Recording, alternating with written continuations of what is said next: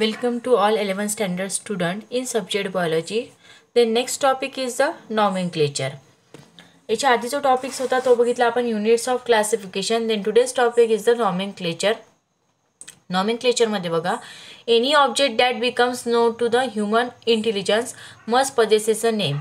जर पर्टिक्युलर एक ऑब्जेक्ट असेल तर ऑब्जेक्ट्स काय करते, ह्युमन इंटेलिजन्स काय करते, मस्ट पजेसेस अ नेम. त्याला काय असते, पर्टिक्युलर त्या ऑब्जेक्टला नेम राहतं. ओके, आपण काय म्हणतो, जे एखादा ऑब्जेक्ट असेल त्याला पर्टिक्युलर काय दिलं जाते, नेम देतात. And it may be not be possible or convenient to the describe in order to communicated ideas about it. Means काय म्हटलं, it may not be possible or convenient to describe it in order to communicated ideas about it. म्हणजे त्याचे जे असतात possible नाही राहत किंवा कन्व्हिनियंटसुद्धा नसते डिस्क्राईब करणं in order to communicate idea about it. म्हणजे त्याच्याबद्दल ज्या आयडियाज आहेत त्या कम्युनिकेट केल्या जात नाही. The art of naming the object, it is in fact science called as a nomenclature. हे जे काही आर्ट्स असतं, the naming of the object in fact in science is called as nomenclature. म्हणजे जे काही ऑब्जेक्ट्स असेल त्या ऑब्जेक्टला पर्टिक्युलर जे नेम दिलं जातं सायन्समध्ये त्याला काय म्हणतात, नॉमेनक्लेचर. पर्टिक्युलर एक ऑब्जेक्टला ते जे नेम्स दिल्या जातं त्याला काय म्हणतात सायन्समध्ये nomenclature. All living organisms are known by a particular name. सगळे जे लिव्हिंग ऑर्गॅनिझम्स असेल त्यांना काय असते, पर्टिक्युलर नेम दिले जाते. नॉमेनक्लेचरची सिम्पल डेफिनेशन्स काय झाली, जे काही ऑब्जेक्ट्स असतात त्या ऑब्जेक्ट्सला जे पर्टिक्युलर नेम दिला जाते त्याला सायन्समध्ये म्हणतात nomenclature. And all living organism जे असतात त्यांना पर्टिक्युलर एक नेम दिल्या जाते. Okay, so the first is the vernacular and local names and common names. First point काय आहे, vernacular, then local names and common names. त्याच्यामध्ये widely distributed organisms have a large number of common names. जे widely distributed animals असतात, large number of त्यांचे काय असतात, common names राहतात. Means जेवढे हाय क्वांटिटीमध्ये ऑर्गॅनिझम डिस्ट्रीब्युटेड असेल त्यांचं काय राहते, लार्ज नंबरमध्ये कॉमन नेमसुद्धा प्रेझेंट राहतात. Pansy, viola tricolor L, grow in most European and American gardens.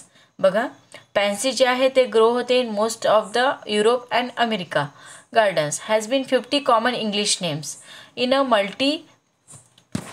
multilingual country like the India. Almost all useful plants have the local names which is different from the language to language and even from the dialect and to the dialect.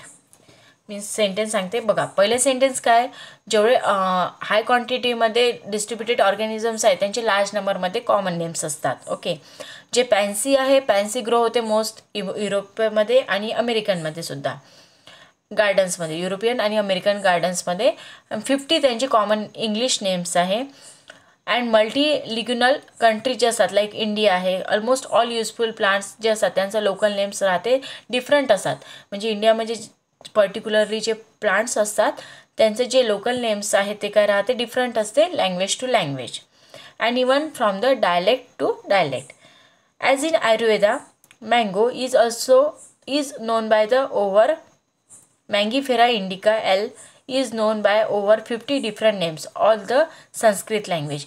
जे आयुर्वेदामध्ये mango असतो त्याला म्हणतात मँगीफेरा indica आणि त्यांचं संस्कृतमध्ये काय 50 different names आहे and all in the Sanskrit language. 50 different names आहे आणि सगळे जे नेम्स आहेत ते संस्कृत लँग्वेजमध्ये. Okay, hence the common names obviously have the limited uses and for the universal applications a unique name for a particular individual is very much essential.